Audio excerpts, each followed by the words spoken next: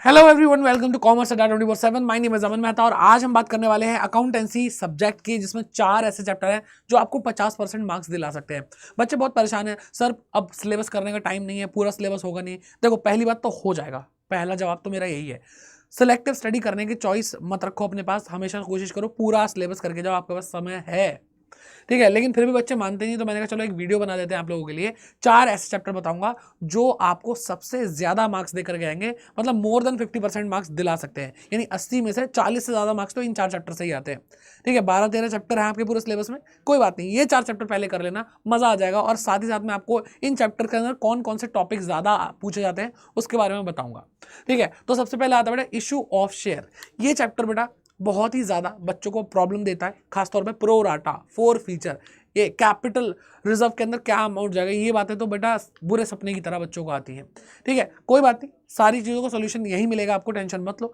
14 mark के आसपास का ये चैप्टर आता है। फिर बेटा हम बात करते हैं फंडामेंटल्स ऑफ पार्टनरशिप फर्म। अगर इन दोनों में से मैं बोलूँ कि सर ज़्यादा बढ़िया चैप्टर कौन है, तो बेटा देखो मार्क्स इसके ज़्यादा हैं, ये लगभग 9 से 11 नंबर का आपको देखने को मिलेगा। लेकिन मैं फिर भी मैं होता तो पहले मैं फंडामेंटल्स ऑफ पार्टनरशिप फर्म पढ़ता। सर क्यों? बेटा ये बहुत ही टुकड़ों में बटा हुआ है। देखो, जब कहते हैं ना एकता में बल होता है, यहाँ पे बेटा एकता में बल है। यहाँ पे इशू, फोर फीचर, री इशू, सब कुछ जुड़ा हुआ एक साथ आता है। लेकिन ये जो है ना बेटा, ये बहुत ही टुकड़ों में बटा हुआ है। इंटरेस्ट ऑन ड्राइंग निकाल लो, उसका बाकियों से मतलब नहीं है। गारंटी ऑफ प्रॉफिट अलग चल रहा है, ठीक है, पास्ट एडजस्टमेंट अलग चल रहा है। तो ये चीजें बेटा इस चैप्टर को आसान बनाती है और वेटेज इसकी बहुत ज्यादा है बेटा। तो मेरे हिसाब से तो पहले ये चैप्टर करना आपको चाहिए। फिर इसके बाद अगर हम बात करते हैं बेटा, इशू ऑफ डिबेंचर आता है।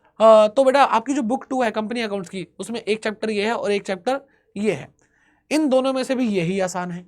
इसका भी लगभग ऐसा ही हाल है कि इसके भी बहुत डेडिकेटेड टॉपिक्स हैं जो टुकड़ों में बटे हुए हैं, जिसका एक दूसरे से लेना देना नहीं है। ऐसे चैप्टर को बेटा पहले जरूर करें। तो पहले आप ये करें, फिर ये करें, फिर आप कहां पे जाएंगे बेटा, इशू ऑफ शेयर की तरफ जाएं।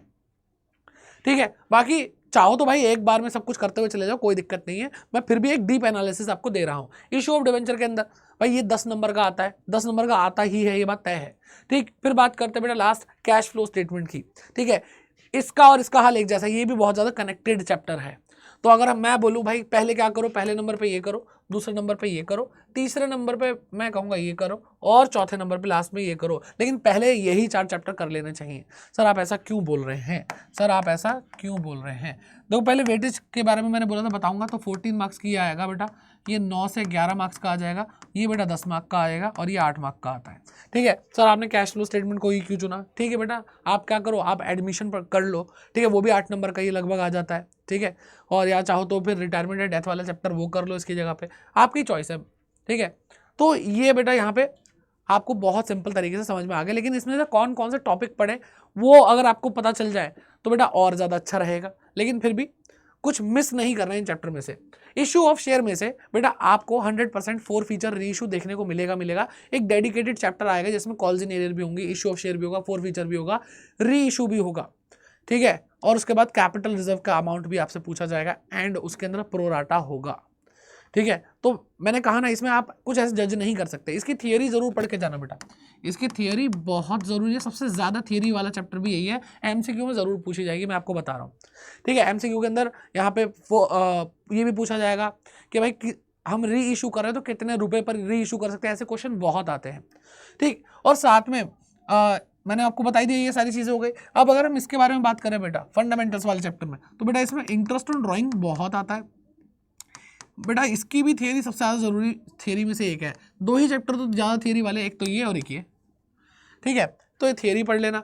इसके अंदर बेटा आप क्या पढ़ना, पास्ट एडजस्टमेंट जरूर पढ़ना, पास्ट एडजस्टमेंट जरूर आती ही आती है बेटा। इसके साथ आप गारंटी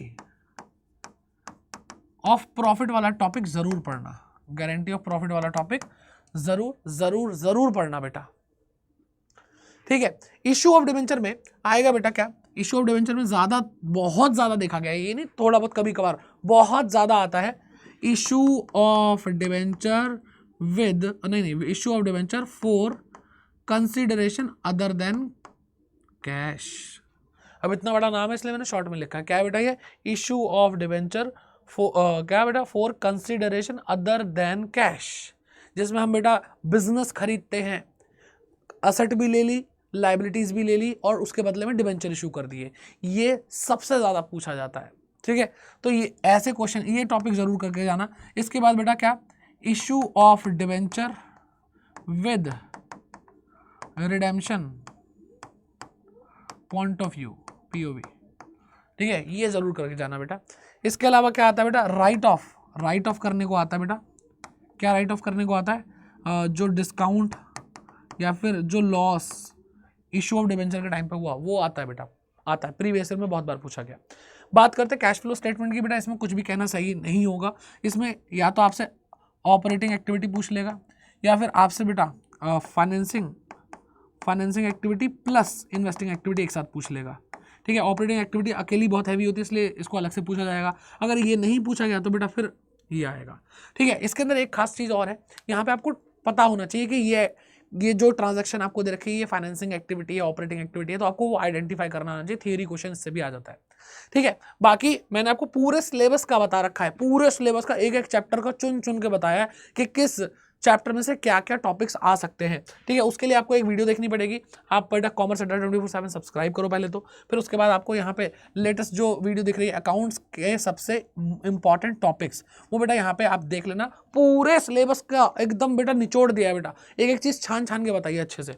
ठीक है, बाकी शेयर कैपिटल का एक 4 नंबर का क्वेश्चन पक्का आता है, इस वीडियो को जरूर देखें भाई। आपको कुछ टिप्स दिए हैं जिसको फॉलो करेंगे तो आपके बहुत अच्छे मार्क्स आएंगे। एंड चैप्टर वाइज वेटेज पूरे सिलेबस की अगर आपको देखनी है तो आप ये वीडियो जरूर देखें। एंड लाइव सेक्शन के अंदर बेटा आपके लिए बहुत सारी चीज़ें हो रही हैं, यहाँ पे आपको निचोड़ पूरा दे दिया गया बेटा। प्रीवियस ईयर क्वेश्चन मैंने आपको कराया है, पूरा सिलेबस एक बार करा चुका हूँ, और 10 मार्क्स फ्री के, यानी सबसे आसान क्वेश्चन जो पेपर में आते हैं जो आप कर सकते हैं। तो ये चैनल बेटा आपके लिए काम का है। और बाकी कमेंट करके अपनी प्रॉब्लम बताओ। और बेटा एक चीज़, कोई बच्चा कोई प्रॉब्लम नहीं है ना, एक कमेंट जरूर करना है। प्रॉमिस करो कि अब 26 तारीख तक आप पूरी मेहनत करोगे, जी जान लगा दोगे। पहले जो किया सो किया, कोई दिक्कत नहीं है, लेकिन अब प्रॉमिस करके जाओ कमेंट सेक्शन में, जान लगा देंगे। All the best.